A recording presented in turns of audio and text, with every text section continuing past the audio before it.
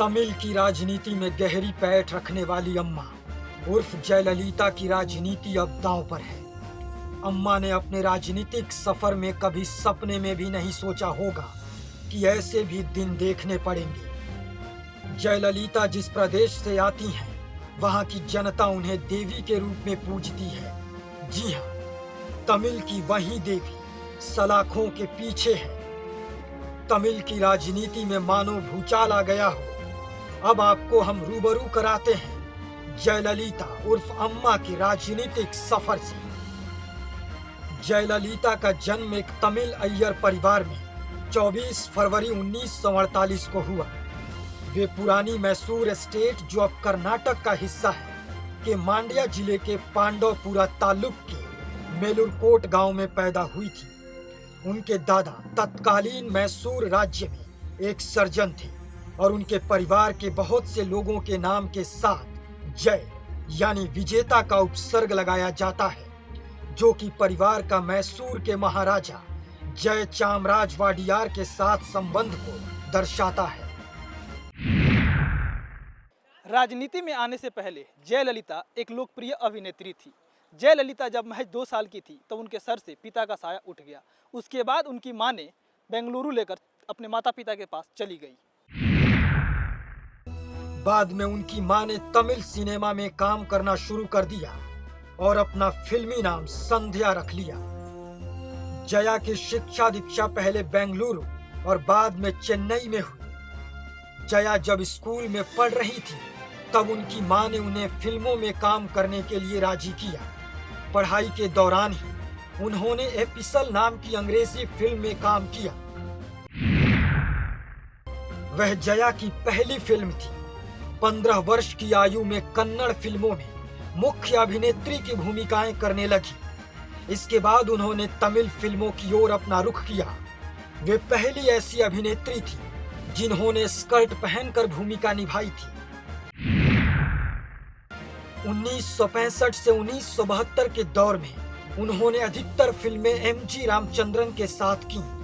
1968 में बॉलीवुड की एक फिल्म इज्जत में उन्होंने धर्मेंद्र के साथ भी काम किया। उनकी अंतिम फिल्म 1980 में रिलीज की गई थी।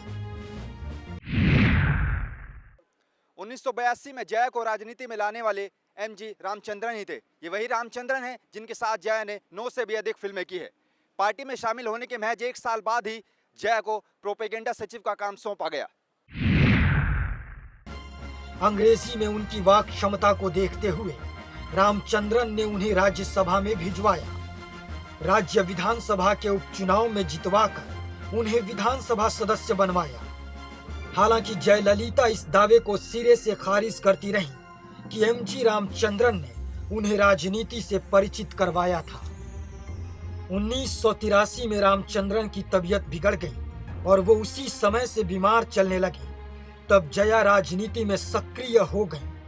1984 में जब मस्तिष्क के स्ट्रोक के चलते रामचंद्रन अक्षम हो गए, तब जया ने मुख्यमंत्री की गद्दी संभालनी चाहिए, लेकिन तब रामचंद्रन ने उन्हें पार्टी के उपनेता पद से भी हटा दिया। 1984 से 1989 के बीच जयललिता ने तमिलनाडु से राज्यसभा के लिए राज्य का प्रतिनिधित्व किया, पर रामचंद्रन की मौत के बाद उन्होंने खुद को रामचंद्रन की राजनीतिक विरासत का वारिस घोषित कर दिया। वर्ष 1987 में रामचंद्रन का निधन हो गया और इसके बाद अन्ना द्रमुक 2 धड़ों में बंट गई। एक धड़े की नेता एम.जी.आर. की विधवा जानकी रामचंद्रन थी और दूसरे की जयललिता। लेकिन जयललिता ने खुद को रामचंद्रन की विरासत का उत्तराधिकारी घोषित कर दिया और जानकी मात खा गई। 1989 में जयललिता की पार्टी ने राज्य विधानसभा में 27 सीटें जीती और पहली निर्वाचित नेता प्रतिपक्ष बनी। 1991 में राजीव गांधी की हत्या के बाद जया कांग्रेस के साथ मिलकर चुनाव लड़ी और सरकार बनाई। जून 1991 से मई 1996 तक वो राज्य की पहली निर्वाचित और सबसे कम उम्र की मुख्यमंत्री बनी। 1992 में उनकी सरकार ने बालिकाओं की रक्षा के लिए क्रैडल बेबी स्कीम शुरू की, जिससे अनाथ और बेसहारा बच्चियों को खुशहाल जीवन मिल सके। इसी वर्ष राज्य में ऐसे पुलिस थाने भी खोले गए जहां केवल महिलाएं ही तैनात होती थी।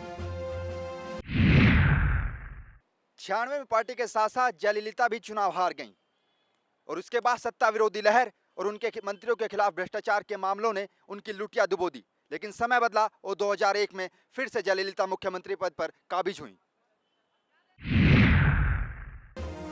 भ्रष्टाचार के मामलों और कोर्ट से सजा होने के बावजूद वे अपनी पार्टी को चुनावों में जिताने और मुख्यमंत्री की कुर्सी पर बैठने में कामयाब रही, मगर सुप्रीम कोर्ट ने उनकी नियुक्ति को अवैध घोषित कर दिया और उन्हें अपनी कुर्सी अपने विश्वस्त मंत्री ओ पन्नीर सेल्वम को सौंपनी पड़ी और वे खड़ाऊ राज चलाने लगे। जब उन्हें मद्रास हाई कोर्ट से कुछ आरोपों से राहत मिली तो वे मार्च 2002 में फिर से मुख्यमंत्री बन गई।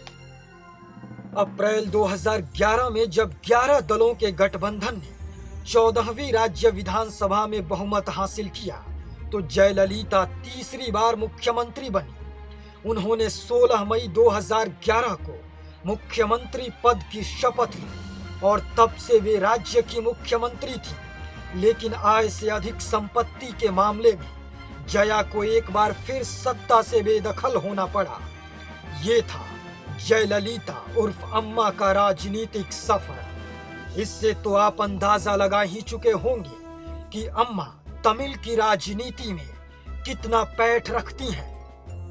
सुदर्शन न्यूज के लिए हर्षित शर्मा के साथ धीरज कुमार की रिपोर्ट।